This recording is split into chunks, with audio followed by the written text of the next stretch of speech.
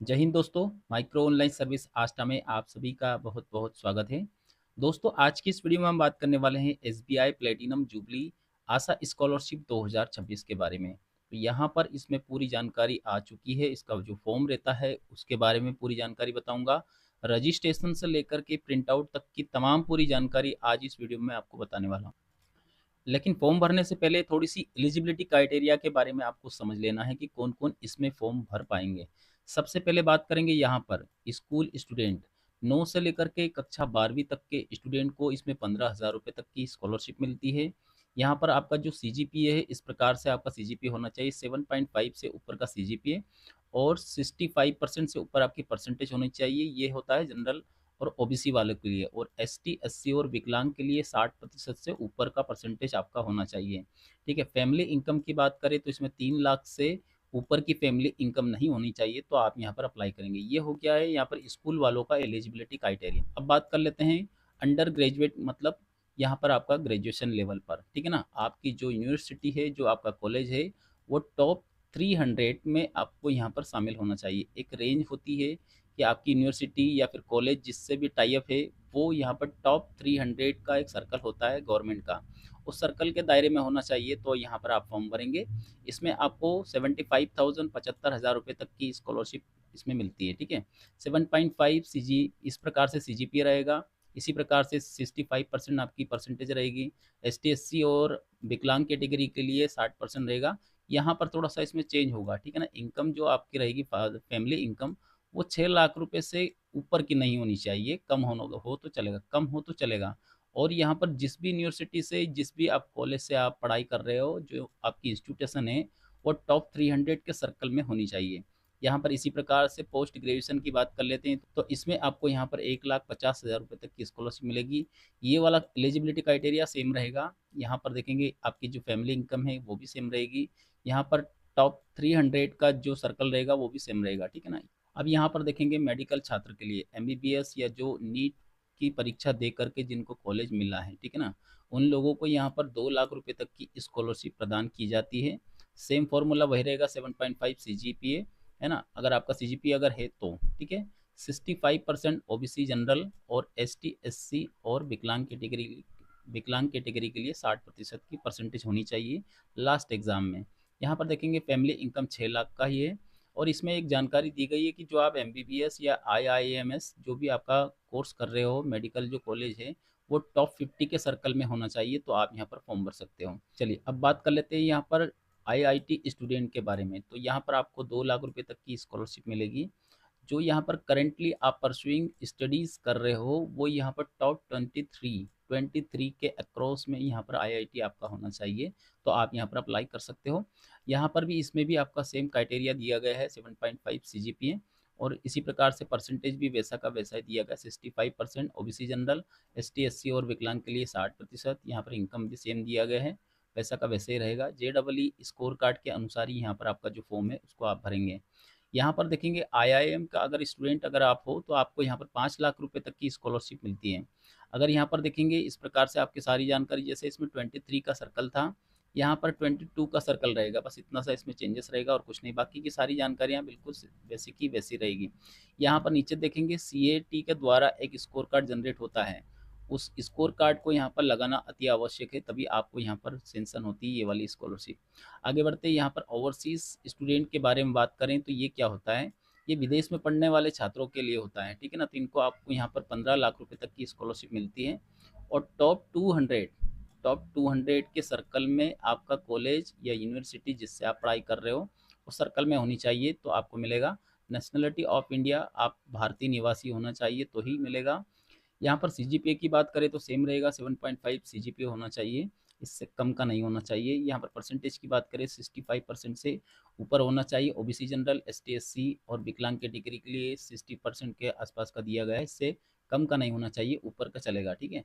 यहाँ पर करेंटली आप जिस भी यूनिवर्सिटी से या फिर आप जिस कॉलेज से पढ़ाई कर रहे हो, वो टॉप 200 के सर्कल में आपकी यूनिवर्सिटी आनी चाहिए, तो ही आप यहाँ पर फॉर्म भर सकते हो। यहाँ पर आपकी फैमिली इनकम भी 6 लाख दी गई है। अब ये वाले जो कोर्स आप कर रहे हो, इन कोर्स में से अगर कोई सा भी आप कोर्स कर रहे हो, जैसे जीआरई, जीमेट या फिर टीसीए या फिर एलएनएटी, इस प्रकार से जो भी आप कोर्स कर रहे हो तो ही आपको यहाँ पर स्कॉलरशिप मिलेगी। अब फॉर्म भरने के लिए सबसे पहले यहाँ पर आपको अप्लाई नाउ इसके ऊपर आपको क्लिक कर देना है। फॉर्म भरने के लिए आपको क्या करना रहेगा, यहाँ पर आपके आधार कार्ड के अनुसार आपका यहाँ पर फर्स्ट नेम, अगर यहाँ पर आपका मिडिल नेम भी है साथ में, जैसे श्री राम और पाटीदार, तो श्री फर्स्ट नेम हो गया, मिडिल नेम में राम आ जाता है और पाटीदार जो है वो लास्ट नेम में आता है, ठीक है ना। तो श्री और राम आपको यहीं पर लिखना है, और जो आपका लास्ट नेम है, जो भी आपका लास्ट नेम रहेगा, जैसे पाटीदार है तो वो यहाँ पर लिखेंगे, ठीक है ना। इस प्रकार से यहाँ पर आपकी जो जीमेल आईडी है उसे आपको यहाँ पर इंटर करना रहेगा। एक पासवर्ड आपको बनाना रहेगा, जब आप लॉगिन पासवर्ड करेंगे बार बार तो ये पासवर्ड की ज़रूरत पड़ेगी। यहाँ पर आपका जो नाम है, नाम @123 इस प्रकार से आप पासवर्ड डालेंगे। उसी पासवर्ड को देन यहाँ पर आपको रिपीट करना रहेगा, दोनों जगह आपको एग्रीमेंट साइन करना रहेगा। इसके बाद में यहाँ पर आपको क्रिएट एन अकाउंट इसके ऊपर आपको क्लिक कर देना है। जैसे आप क्रिएट एन अकाउंट इसके ऊपर आप क्लिक करते हैं तो एक ओटीपी आपके पास मोबाइल पर आएगा, मतलब आपकी जीमेल आईडी जो आपने यहाँ पर जीमेल आईडी डाला है उस जीमेल के ऊपर एक ओटीपी आता है, उसी ओटीपी को आपको यहाँ पर सबमिट करना रहेगा। सबमिट करने के बाद में आपका आईडी और पासवर्ड दोनों आपके मोबाइल पर भी आ जाएगा, जीमेल पर भी आ जाएगा। अब लॉगिन करने के लिए यहाँ पर आपकी जो आईडी आपकी जीमेल आईडी रहेगी, पासवर्ड जो आपने बनाया है वो पासवर्ड आपको यहाँ पर इंटर कर देना है। देन इसके बाद में यहाँ पर आपको साइन इन इसके ऊपर आपको क्लिक कर देना है। देखिए जैसे आप यहाँ पर लॉगिन करते हैं एसबीआई फाउंडेशन आशा प्लेटफॉर्म, ठीक है ना, आपके सामने इस प्रकार से आएगा। फर्स्ट टाइम अगर आप फॉर्म भर रहे हो तो क्रिएट एन अकाउंट यहाँ पर आता है आपके पास। मेरे पास पहले से आईडी बनी हुई इसलिए यहाँ पर कंटिन्यू टू एप्लीकेशन इस प्रकार से आ रहा है। अगर आपका रिन्यूअल वाला ऑप्शन यहाँ पर ओपन हो रहा है तो आप अपने रिन्यूअल की जानकारी भी कंप्लीट कर सकते हो। हमारा यहाँ पर फर्स्ट टाइम ही है तो हम यहाँ पर फ्रेश एप्लीकेशन इसके ऊपर ही क्लिक करेंगे, यहाँ पर कंटिन्यू करेंगे। दोस्तों कंटिन्यू आप जैसे करते हैं तो आपके सामने इस प्रकार की सारी स्टेप्स रहेगी, ये सारी स्टेप्स को आपको वन बाय वन फिलअप करना रहेगा। मैं एक एक जानकारी स्टेप बाय स्टेप आपको बता रहा हूँ कैसे करना रहेगा, ठीक है ना। तो यहाँ पर देखेंगे कौन सी क्लास में आपका बच्चा है या फिर आप स्वयं भर रहे हो, कौन सी क्लास में आप पढ़ाई कर रहे हो, 9 से 12 हो, यूजी पीजी मेडिकल हो, आईआईटी हो, आईआईएम हो या फिर ओवरसीज, जो भी आप यहाँ पर कर रहे हो। जैसे मान लीजिए हमारा यहाँ पर ग्रेजुएशन के लिए हम अप्लाई कर रहे हैं तो ग्रेजुएशन के लिए यहाँ पर नीचे की तरफ आएंगे, जो क्राइटेरिया मैंने आपको अभी दिखाया था वो सारा क्राइटेरिया आपके सामने यहाँ पर देखने को मिल जाएगा। जो जो यहाँ पर जो डॉक्यूमेंट आप लगाएंगे वो सारे डॉक्यूमेंट्स की लिस्ट भी यहाँ पर आ गई है। ये सारे डॉक्यूमेंट्स आपके पास होने चाहिए तो आप यहाँ पर फॉर्म भरेंगे। यहाँ से आपको कंटिन्यू कर देना है। जैसे आप यहाँ से कंटिन्यू करते हैं, चलिए अब देखेंगे हम यहाँ पर सेकंड स्टेप के बारे में समझ लेते हैं। सेकंड स्टेप में क्या रहेगी, आपकी पर्सनल डिटेल को यहाँ पर इंटर करना पड़ेगा, ठीक है ना। तो आपका नाम, यहाँ पर लास्ट नेम, ये तो हम फर्स्ट टाइम में डाल चुके हैं। यहाँ पर आपकी जो डेट ऑफ बर्थ है इसे आपको यहाँ पर फिलअप करना रहेगा। आपकी जो परिवार की वार्षिक आय है, फैमिली इनकम क्या है, वो यहाँ पर आपको इंटर करना रहेगा। यहाँ पर जीमेल आईडी और मोबाइल नंबर, ठीक है ना, मोबाइल नंबर आपको इंटर करना रहेगा। जीमेल आईडी हम पहले ही वेरीफाई कर चुके हैं तो यहाँ पर वेरीफाई लिखा हुआ आ जाएगा। व्हाट्सअप नंबर किसका देना चाहते हो आप, फैमिली में से किसी का भी दे सकते हो या फिर स्वयं का दे सकते हो। आपको छोड़ करके किसी फैमिली में से किसी मेंबर का आप यहाँ पर अल्टरनेट मोबाइल नंबर देना चाहते हो तो दे सकते हो, लेकिन ये कंपलसरी नहीं है। यहाँ से आगे बढ़ते हैं। अब इसके बाद में जो भी आपका जेंडर है आप अपने अनुसार यहाँ पर सेलेक्ट करेंगे। यहाँ पर देखेंगे कैटेगरी, आपकी कैटेगरी कौन सी कैटेगरी में आप आते हो, ठीक है ना। काफ़ी सारे लोगों ने मुझे लास्ट वीडियो में कमेंट भी किया था कि सर हमारा इन कैटेगरीज में से नहीं आता है, हमारा ईबीसी है, इस प्रकार से हमारी कोई सी कैटेगरी है तो हम क्या करेंगे। यहाँ पर अदर वाला एक ऑप्शन भी दिया गया है, आप यहाँ पर इसके ऊपर क्लिक करके भी आगे बढ़ सकते हो, कोई दिक्कत नहीं। इसके अलावा यहाँ पर आपसे पूछा जाता है कि आप क्या विकलांग हो क्या। अगर आप विकलांगता में आते हो तो आप यहाँ पर यस करेंगे, यस करते हो तो जो भी आपकी डिसेबिलिटी है आप अपने अनुसार यहाँ पर दिखाएंगे। 40% से ऊपर की डिसेबिलिटी होनी चाहिए तो ही मान्य होगा। यहाँ पर देखेंगे पेरेंट्स का स्टेटस, आपके माता पिता की पूरी जानकारी आपको देना होगा। आप क्या अनाथ हो, अगर अनाथ हो तो यहाँ पर ऑर्फन इसके ऊपर आपको क्लिक करना होगा। अगर आपके माता या पिता दोनों में से किसी की मृत्यु हो गई है या फिर दोनों की ही मृत्यु हो गई है तो यहाँ पर आप सिंगल पेरेंट्स अलाइव इसके ऊपर आप क्लिक करेंगे। अगर यहाँ पर क्लिक करते हैं तो आगे आपको जानकारी उसकी देनी पड़ेगी। और अगर आपके माता पिता दोनों ही जीवित है तो यहाँ पर बोथ पेरेंट्स अलाइव इसके ऊपर आपको क्लिक करना होगा। यहाँ पर नंबर ऑफ सिबलिंग्स के बारे में बताना होगा कि आपके कितने भाई बहन हैं, उसकी संख्या आपको यहाँ पर दिखाना होगा। यहाँ पर अपार आईडी अगर आपके पास हो अवेलेबल तो डाल सकते हो, ये कंपलसरी नहीं होता, अगर हो तो डाल सकते हो, नहीं तो कोई बात नहीं। सेव एंड कंटिन्यू, यहाँ तक की जानकारी आपकी सेव हो जाएगी। इसके बाद में अगली स्टेप रहेगी आपका यहाँ पर एड्रेस की डिटेल, ठीक है। एड्रेस की बात करें तो आपका जो भी एड्रेस है उसे आपको इस लाइन में पूरा कंप्लीटली आपको लिख देना है, मतलब टाइप कर देना है। यहाँ पर आपका स्टेट, यहाँ पर डिस्ट्रिक्ट, यहाँ पर आपका सिटी टाउन जो भी लगता है और इसके बाद में यहाँ पर पिन कोड, ठीक है ना। करस्पॉन्डेंस एड्रेस और परमानेंट एड्रेस दोनों एक जैसा है तो इस वाली लाइन के ऊपर आपको टिक कर देना है। दोनों जानकारियाँ एक साथ यहाँ पर पेश हो जाएगी, यहाँ पर सेव हो जाएगी। इसके बाद में सेव एंड कंटिन्यू कर लेना है, यहाँ तक की जानकारी आपकी सेव हो जाएगी। चलिए अब बात आती है आपका एजुकेशन सेक्शन। यहाँ पर देखिए कौन कौन सी जानकारी आपको इम्पोर्टेंटली भरना ही रहेगा। तो यहाँ पर देखेंगे सबसे पहले आपका रहेगा 10th क्लास। यहाँ पर 10th क्लास की जानकारी, क्योंकि हम यहाँ पर ग्रेजुएशन का फॉर्म भर रहे हैं तो इसमें 10th 12th दोनों ही फिलअप करना पड़ेगा। यहाँ पर आपकी एजुकेशन, देखिए यहाँ पर स्कूल का टाइप आपको करना रहेगा कि आपका स्कूल किस प्रकार से है, गवर्नमेंट है, प्राइवेट है, गवर्नमेंट एडेड है या केंद्रीय है या जो भी हो। तो यहाँ पर आपको दिखाना रहेगा, जैसे मान लीजिए प्राइवेट है तो यहाँ पर प्राइवेट ही करेंगे। यहाँ पर आपका स्कूल का नाम आपको लिखना रहेगा, जो भी आपका स्कूल का नाम है यहाँ पर आपको टाइप करके आगे बढ़ा देना है। इसके बाद में कौन से ज़िले से आपने 10वीं पास किया था वो ज़िला आपको यहाँ पर दिखाना रहेगा, कौन सा बोर्ड। देखिए बोर्ड में यहाँ पर आपका स्टेट, कोई सा भी आप स्टेट सेलेक्ट कर रहे हो तो यहाँ पर स्टेट बोर्ड ही आएगा। स्टेट बोर्ड अगर आपका है तो, अगर आपका सेंट्रल है तो फिर यहाँ पर आप सीबीएसई वगैरह आप जो भी हो आपका आप दिखा सकते हो। इसके बाद में यहाँ पर परसेंटेज की बात करें तो यहाँ पर सीजीपी है या फिर परसेंटेज में आता है। अगर परसेंटेज है तो परसेंटेज करेंगे, सीजीपी हो तो सीजीपी करेंगे। यहाँ पर सिक्योर मार्क्स में कितने नंबर आए हैं, इसके बाद में मैक्स मार्क्स में टोटल मार्क्स यहाँ पर डालेंगे, परसेंटेज यहाँ पर कैलकुलेट होकर के आ जाएगी। यहाँ पर ईयर ऑफ पासिंग, कब पास आउट किया था आपने 10th, वो आपको दिखा देना है, ठीक है ना। इस प्रकार से पूरी जानकारी को आप फिलअप करेंगे। चलिए आगे बढ़ते हैं। यहाँ पर 12वीं की डिटेल भी आपको इसी प्रकार से फिलअप करना रहेगा, मतलब 12th क्लास का डिटेल भी आपको इसी प्रकार से करना रहेगा। कौन से स्टेट से आप बिलोंग करते हैं, कौन स्कूल का टाइप क्या है आपका, तो वो दिखाना रहेगा, गवर्नमेंट प्राइवेट जो भी हो। हमारा प्राइवेट ही है, दोनों से हमने प्राइवेट ही किया है। यहाँ पर जो भी आपका डिस्ट्रिक्ट लगता है आप अपना डिस्ट्रिक्ट यहाँ पर दिखाएंगे। यहाँ पर स्ट्रीम की बात करें तो यहाँ पर साइंस हुआ, कॉमर्स हुआ, आर्ट्स हुआ या फिर अदर, इनमें से कुछ नहीं है तो आप यहाँ पर अदर भी कर सकते हो, ठीक है। हमारा यहाँ पर साइंस है तो हम साइंस करेंगे।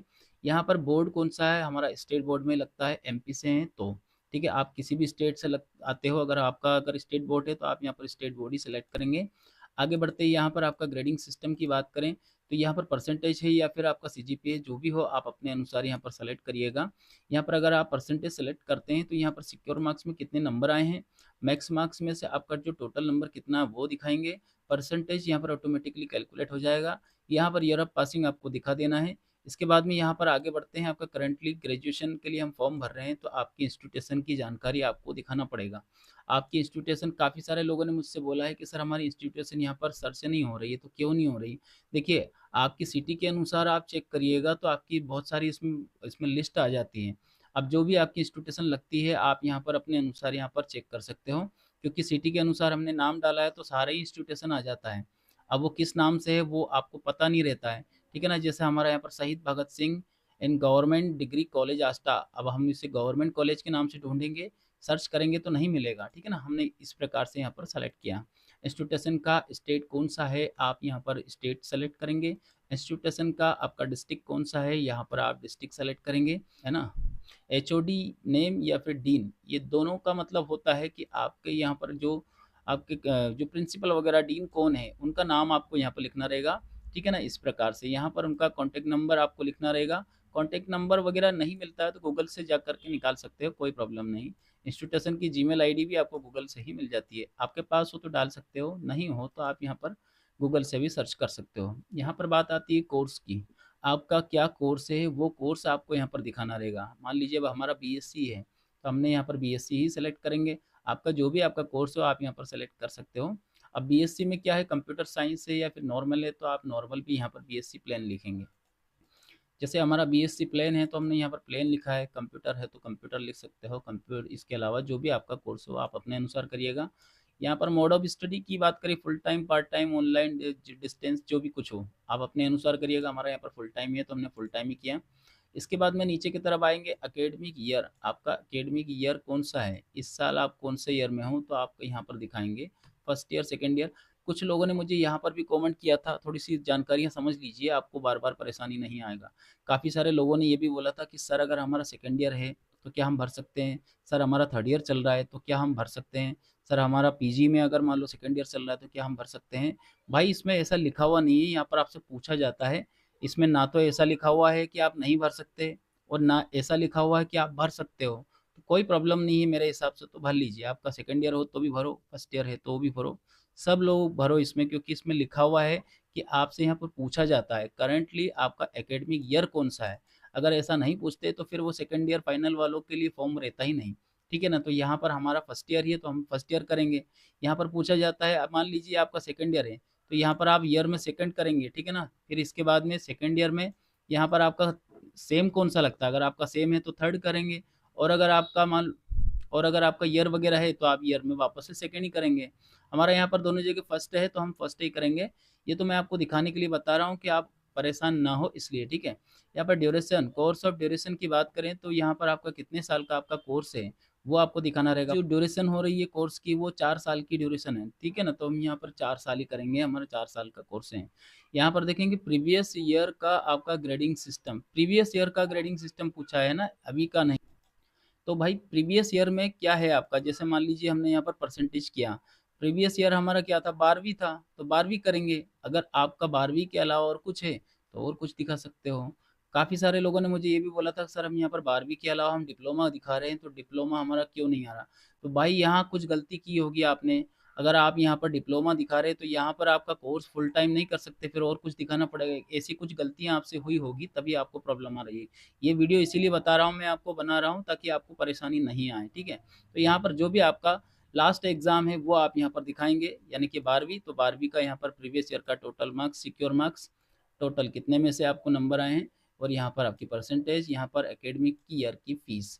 जितनी टोटल फ़ीस रहती है वो दिखाना रहेगा, इसमें झूठ बोलने की ज़रूरत नहीं कि हम यहाँ पर 50,000 लिख दें, हमारी फ़ीस 5,000 है, ठीक है ना? जो भी है एक्चुअल फ़ीस लिखो, ऐसा कोई दिक्कत नहीं है, ठीक है ना? तो यहाँ पर फ़ीस, यहाँ पर ट्यूशन फ़ीस अगर कुछ आती है, आपकी ट्यूशन फ़ीस वगैरह कुछ जोड़ करके अलग से लिखा हुआ है, तो डाल दीजिए। यहाँ पर देखेंगे आपकी हॉस्टल फ़ीस में कुछ आता है तो आप करें, नहीं तो ज़ीरो कर दीजिए, ठीक है ना? यहाँ पर अदर फ़ीस में कुछ लगता है आपका तो वो भी दिखाएँगे, और नहीं है तो ज़ीरो करके छोड़ दीजिए। यहाँ पर आपका ईयर ऑफ पासिंग दिखाना है तो ऑब्वियसली हम यहाँ पर लास्ट एग्ज़ाम दिखा रहे हैं, तो हमारी 12वीं की मार्कशीट हुई, ठीक है ना? ये वाली डिटेल हम फ़िल अप कर रहे हैं, तो 12वीं की डिटेल आपने कब पास आउट किया वो ईयर आपको दिखा देना है बस। इसके बाद में यहाँ पर देखेंगे सेव एंड कंटिन्यू, इसके ऊपर जानकारी के ऊपर सेव करेंगे, पूरी जानकारी यहाँ तक की सेव हो जाएगी। अगली स्टेप रहेगी आपकी फैमिली डिटेल। अब देखिए फैमिली इनकम में किन्हीं 2 व्यक्ति का आपको यहाँ पर नाम जोड़ना रहेगा, माता-पिता दोनों का ही जोड़ दीजिए। अगर आपके माता-पिता नहीं है उस कंडीशन में आप गार्जियंस का आपको डिटेल देना रहेगा। गार्जियंस कौन होते हैं?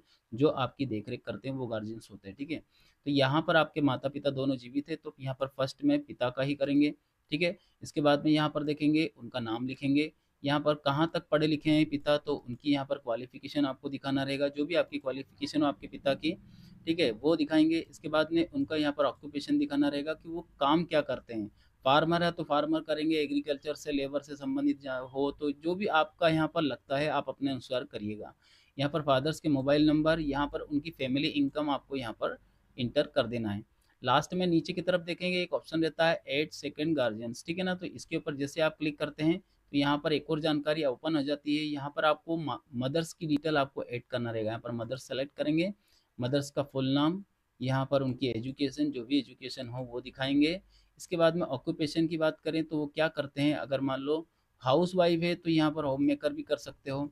इसके अलावा यहाँ नीचे एक ऑप्शन भी रहता है अदर्स का, ये भी कर सकते हो। हम यहाँ पर होम मेकर ही कर रहे हैं क्योंकि घर पे रहते हैं, ठीक है? यहाँ पर देखेंगे उनका जो मोबाइल नंबर है वो डाल सकते हो, फादर्स का मोबाइल नंबर यहाँ पर डाल सकते हो, ऐसा कोई दिक्कत नहीं। आगे बढ़ते हैं यहाँ पर देखेंगे आपका जो मदर्स अभी कुछ करते नहीं है, अगर मान लीजिए हाउसवाइफ है तो उस कंडीशन में आप यहाँ पर ज़ीरो फिल करेंगे। यहाँ पर कोई इनकम उनकी नहीं है तो आपको यहाँ पर ज़ीरो कर देना है, और सेव एंड कंटिन्यू करके यहाँ तक की जानकारी को सेव कर लेना है। जैसे आप यहाँ पर जानकारी को सेव कर लेते हैं, अगली स्टेप आपकी रहेगी प्रेफ़रेंसेस की। कॉलेज प्रेफ़रेंसेस भी आपको देना ज़रूरी रहेगा। यहाँ पर देखेंगे जैसे प्रेफ़रेंसेस के लिए आप डिटेल डालते हैं तो यहाँ पर आपके सामने प्रेफ़रेंसेस 1, प्रेफ़रेंसेस 2 इस प्रकार से दोनों जानकारियाँ रहेगी। यहाँ पर कॉलेज का जो प्रिंसिपल है उनका यहाँ पर नाम डालेंगे। प्रिंसिपल का नहीं हो तो आपके जहाँ जो आपके कॉलेज का जो देख-रेख करते हैं, जो मेन डीन की तरह होते हैं, उनका नाम यहाँ पर डाल सकते हो, किसी कोई प्रॉब्लम नहीं। यहाँ पर देखेंगे उनका मोबाइल नंबर डालेंगे, इसके बाद में यहाँ पर आपको रिलेशनशिप में डीन सेलेक्ट कर लेना, प्रिंसिपल जो भी यहाँ पर मिल जाए आपको, ठीक है? इसके बाद में देखेंगे सेकंड में यहाँ पर आपके जो प्रोफेसर आपको पढ़ाते हैं उनका मोबाइल नंबर आपको यहाँ पर एंटर कर देना है, और यहाँ पर रिलेशनशिप में क्लास टीचर भी डाल सकते हो, कोई प्रॉब्लम नहीं। लास्ट में यहाँ पर आपको सेव एंड कंटिन्यू कर लेना है। अगली स्टेप रहेगी आपकी बैंकिंग डिटेल की। देखिए, बैंक की डिटेल को यहाँ पर आप 7 स्टेप पर यहाँ पर आप बैंक की डिटेल को डालेंगे फॉर डिसबर्समेंट। आपका पैसा कौन सी बैंक में आप लेना चाहते हो वो डालेंगे, ठीक है ना। तो यहाँ पर बैंक का नाम, यहाँ पर अकाउंट नंबर, यहाँ पर आईएफएससी कोड, यहाँ पर आपकी जो बैंक है उसका ये पूरी जानकारी आईएफएससी कोड डालने के बाद आ जाता है, ठीक है ना। यहाँ पर आपको सेव एंड कंटिन्यू कर लेना है। काफ़ी लोगों ने मुझसे ये भी कहा था बैंकिंग के बारे में कि क्या सर, अगर हमारा स्टेट बैंक का अकाउंट नहीं है उस कंडीशन में हमें क्या करना होगा, क्या हम दूसरी बैंक को लगा सकते हैं? ऑफ कोर्स लगा सकते हो, लेकिन जब आपका पैसा आएगा उस समय वापस से आपको रिजेक्शन दिया जाएगा कि आपकी बैंकिंग जो पास जो बैंक है एसबीआई का ही लगाइए। तो इससे अच्छा है कि अभी आप अकाउंट खुलवा करके लगा दीजिए, तो परेशानी खत्म हो जाएगी। और अगर आप चाहते हैं अभी आपके पास नहीं है और इतना परेशान नहीं होना चाहते, तो कोई दिक्कत नहीं, आप दूसरी बैंक लगा दो, बाद में आपका रिजेक्शन आएगा तब कर देना, कोई प्रॉब्लम नहीं, ठीक है ना। यहाँ पर 7 नेक्स्ट करेंगे। यहाँ पर एडिशनल डिटेल एक और जानकारी रहती है, वो भी आपको समझ लेना है। अब यहाँ पर आपसे एडिशनल डिटेल्स आपसे पूछी जाती है। एडिशनल डिटेल में क्या रहता है, आपके बारे में कुछ ना कुछ आपको बताना रहेगा, ठीक है ना। Tell me something about yourself, मतलब आपके बारे में और आपकी फैमिली के बारे में ये आपको लिखना रहेगा। I belong to a poor family, condition of my house, जिसका मैं भर रहा हूँ उन्होंने ऐसा लिख करके दिया, ठीक है। आप देख करके ऐसे कैसे कॉपी पेस्ट कर सकते हो, कोई प्रॉब्लम नहीं, अगर सेम मिलता जुलता हो तो। यहाँ पर अगर आपको ये स्कॉलरशिप मिलती है तो आप क्या क्या करेंगे, ट्यूशन स्कूल फीस भरेंगे या हॉस्टल फीस भरेंगे या भी बुक्स वगैरह मटेरियल लेंगे, स्टडी यूनिफॉर्म, इनमें से सभी के ऊपर टिक मार्क लगा दो, हमने तो लगा दिया, ठीक है ना। जो जो भी आपको लगे सबके ऊपर टिक मार्क लगा देना है। इसके बाद में यहाँ पर आपसे पूछा जाता है कि क्या आपको इससे पहले कोई सी स्कॉलरशिप मिली है क्या, गवर्नमेंट स्कॉलरशिप की बात है। और इसमें प्राइवेट का भी पूछा गया, अगर पिछले साल कोई सी प्राइवेट स्कॉलरशिप भी मिली है क्या, जो मिला है उसके बारे में ज़रूर बताइएगा। जो झूठ बोलने वाले रहते हैं उनका डेटा से पेश कर लेते हैं वो भाई, जो भी है आप अपने अनुसार यहाँ पर ज़रूर बताइएगा, झूठ बोलने की ज़रूरत नहीं है। मिला है तो क्या मिला है और कौन सा मिला है और कितना अमाउंट मिला है, जो मिला है वो ज़रूर बताएं, ठीक है ना। तो यहाँ पर आपको दिखा देना है। अब यहाँ पर आपका जो कोर्स फीस है वो पार्सली, मतलब आपका जो कोर्स की जो फीस है वो कितनी आपने जमा की है और कितनी बची है। तो यहाँ पर अगर आपने टोटली फीस जमा कर दी तो यस करेंगे, ठीक है। अगर आपने बिल्कुल भी नहीं किया तो नो करेंगे। और पार्सली का मतलब होता है कि बीच में थोड़ा हमने जमा किया, कुछ थोड़ा बहुत अमाउंट रह गया है, तो जितना भी आपका अमाउंट है आपके अनुसार यहाँ पर टाइप करिएगा। आगे बढ़ते यहाँ पर देखेंगे। यहाँ पर आपसे पूछा जाता है कि आपका जो करियर है उसके बारे में पूछा जाता है कि आपके एजुकेशन कंप्लीटेशन होने के बाद में आप क्या करना चाहते हो। तो यहाँ पर after completion my education I would to into my teaching and along to with that I am preparing for the competition exam. जिन एप्लीकेंट का मैं भर रहा हूँ उन्हें उनने ऐसा लिख करके दिया है, ठीक है। आगे बढ़ेंगे यहाँ पर what motivate you purpose you chosen field of study. आपकी स्टडी के अनुसार आपको यहाँ पर किसने मोटिवेट किया है, जिसने भी किया है उनका यहाँ पर लिखेंगे कि आप मेरे टीचर ने किया है, किसने, जो भी जिसने भी किया हो आपको इस फील्ड के बारे में किसने बताया है, तो वो दिखाना रहेगा। यहाँ पर आगे देख, अब इस छात्रवृत्ति के बारे में पूछा गया कि अगर ये स्कॉलरशिप आपको मिलती है तो ये आपको कैसे अच्छी साबित होगी, आपका इससे क्या होगा, तो आप अपने अनुसार यहाँ पर लिखेंगे। मेरे पास सेंटेंस बना हुआ है जिस कैंडिडेट का मैं भर रहा हूँ, आप चाहें तो ऐसा कैसा लिख सकते हो, जो उसने लिखा है उसके अनुसार थोड़ा बहुत अपने हिसाब से। आगे बढ़ते हैं, अगला जो सेंटेंस है उसके बारे में समझ लीजिए। ये सब फिलअप करना पड़ेगा आपको, तभी आपको पेमेंट मिलेगा, ठीक है। अगला सेंटेंस है कि आपने कहीं पर भी लीडरशिप के रूप में या फिर आपने कोई रोल ऑफ मॉडल या फिर यहाँ पर किसी प्रकार के लीडरशिप का कोई रोल वगैरह कुछ किया हो, उसके बाद उसमें आपने किसी भी उसमें जानकार उसमें हिस्सा लिया हो। अगर ऐसा कुछ हो तो आप यहाँ पर लिखेंगे। तो यहाँ पर इस कैंडिडेट ने यहाँ पर जो जो जानकारियाँ दी है उसके अनुसार गवर्नमेंट टीचिंग का भी इसमें दिया गया है कि गवर्नमेंट टीचिंग में हमने हिस्सा लिया था, ज़्यादा टाइम में एक्सप्लेन नहीं कर पाए थे, ऐसा वैसा जो भी आप अपने अनुसार लिखिएगा। आगे बढ़ते हैं, यहाँ पर इस स्कॉलरशिप के बारे में आपको कहाँ से पता चला। ऑब्वियसली मैं आपको सोशल मीडिया से बता रहा हूँ तो सोशल मीडिया करिएगा, ठीक है ना। यहाँ पर आगे जाएंगे, इसके बारे में और जानकारियाँ हैं। यहाँ पर आपको सपोर्ट के बारे में जानकारियाँ देनी रहेगी कि आपको करियर से संबंधित, जैसे करियर मेंटरशिप, ठीक है, मेंटरशिप की यहाँ पर आपको ज़रूरत पड़ेगी, बिल्कुल पड़ेगी। एकेडमिक कोई गाइडेंस की ज़रूरत पड़ेगी आपको, बिल्कुल पड़ेगी। या फिर प्लेसमेंट सपोर्ट से संबंधित जानकारी, या फिर आपको leadership development, communication skill training, इस प्रकार से जो जो भी आपको हेल्प की ज़रूरत हो आप यहाँ पर अपने हिसाब से टिक मार्क लगाएंगे, ठीक है। ये होने के बाद में आगे देखेंगे, would you interested in monitoring workshop या स्किल डेवलपमेंट प्रोग्राम? किसी भी आपने स्किल डेवलपमेंट प्रोग्राम में कभी कोई हिस्सा लिया है क्या? अगर लिया हो तो यस करेंगे, और नहीं लिया है तो फिर नो करके छोड़ दीजिएगा, खाली हाँ ना में आपको बताना रहेगा। यहाँ पर आपसे पूछा जाता है कि आपके पास स्टडी करने के लिए, पढ़ाई करने के लिए कौन सा डिवाइस है? आपके पास स्मार्टफ़ोन है, लैपटॉप, डेस्कटॉप, टैबलेट, इनमें से क्या है? तो अगर आपके पास, जैसे मान लीजिए हमारा सभी के पास स्मार्टफ़ोन होता ही है, तो हम यहाँ पर स्मार्टफ़ोन ही करेंगे। झूठ नहीं बोलना इसमें कि हमारे पास कुछ नहीं है, नहीं तो चोरी पकड़ा जाती है, ठीक है? सभी के पास स्मार्टफ़ोन है, स्मार्टफ़ोन कर सकते हो, कोई प्रॉब्लम नहीं। इसके बाद में यहाँ पर देखेंगे आपका जो आपकी प्रोफ़ाइल लिंक फ़ेसबुक, इंस्टाग्राम, इनमें से कुछ शेयर करना चाहते हो क्या? अगर शेयर करना चाहते हो तो यहाँ पर डाल सकते हो, नहीं तो फिर यहाँ पर सेव एंड कंटिन्यू करके आगे बढ़ जाना है। चलिए अब आगे बढ़ते हैं, हम यहाँ पर डॉक्यूमेंट के बारे में समझ लेते हैं। डॉक्यूमेंट्स किस प्रकार से आपको अपलोड करना रहेगा। सबसे पहले देखेंगे पासपोर्ट फ़ोटोग्राफ की आपको ज़रूरत पड़ेगी। 300 केबी तक का इसमें जो वो दिया है, साइज़ दिया गया है। आप जेपीजी फॉर्मेट में ही लगाएंगे, इसके अलावा दूसरे फॉर्मेट में नहीं लगेगा, ठीक है। यहाँ पर आइडेंटिटी प्रूफ में आपका आधार कार्ड को लगाएंगे, दोनों तरफ का होना चाहिए, आगे और पीछे दोनों तरफ का आपको यहाँ पर फोटोग्राफ लगाना रहेगा। ये आपको 2 MB तक की साइज़ दी गई है, बाकी के सारे डॉक्यूमेंट्स की साइज़ 2 MB तक की है, फुल साइज़ में लगा सकते हो। फैमिली इनकम प्रूफ, आय प्रमाण पत्र यहाँ पर आप लगाएंगे। इसके बैंक पासबुक की बात करें वो यहाँ पर लगेगा। यहाँ पर देखेंगे आपका घर का फोटो एक अंदर का एक बाहर का होना चाहिए, ठीक है। इस प्रकार से लगाएंगे। आपकी जो कॉलेज की फ़ीस स्लिप है, इस साल की आपकी फ़ीस स्लिप है, वो यहाँ पर आपको अपलोड करना रहेगा। चलिए आगे बढ़ते हैं। यहाँ पर इसमें एक जानकारी और दी गई है, अगर आपका आईडी प्रूफ है, आइडेंटिटी प्रूफ अगर आपके पास है कॉलेज का, जिसमें जैसे गले में टंगा करके कैसा आईडी प्रूफ मिलता है, जिसमें फ़ोटो वगैरह सब लगा रहता है आपका, स्कूल या इंस्टीट्यूशन से मिलता है, अगर वो है तो आप यहाँ पर लगा सकते हो।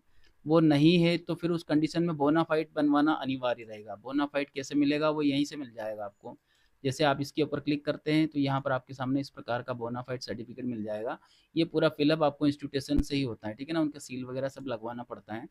और इस प्रकार से यहाँ पर आप कंप्लीट करके लगाएंगे, ठीक है ना। आपके पास आईडी कार्ड हो तो आईडी कार्ड लगा दीजिए, बोनाफाइड की ज़रूरत नहीं। यहाँ पर देखेंगे एकेडमिक का पूरी जानकारी में यहाँ पर आपका 10th की मार्कशीट लगेगा, 12th की मार्कशीट लगेगा, प्रीवियस ईयर की मार्कशीट लगेगा।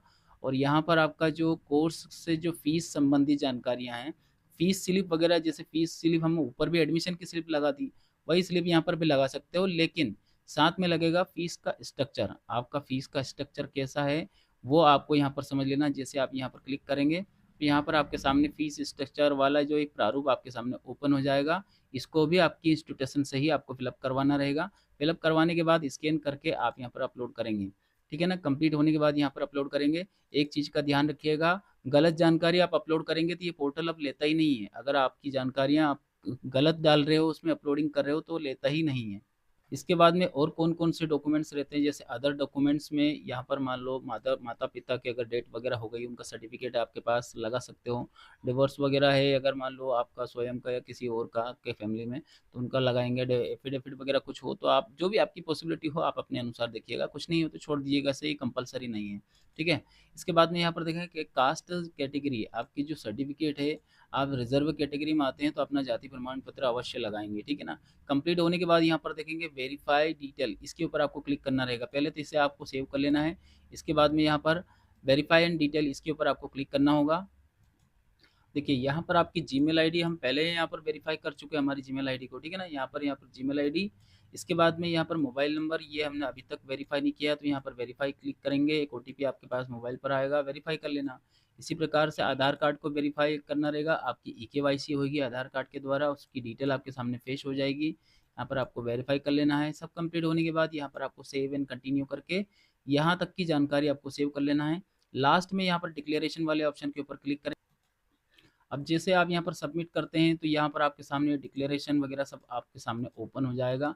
इन सब के ऊपर क्लिक करने के बाद में यहाँ पर देखेंगे प्रीव्यू एंड सबमिटेड, इसके ऊपर आपको क्लिक करना होगा।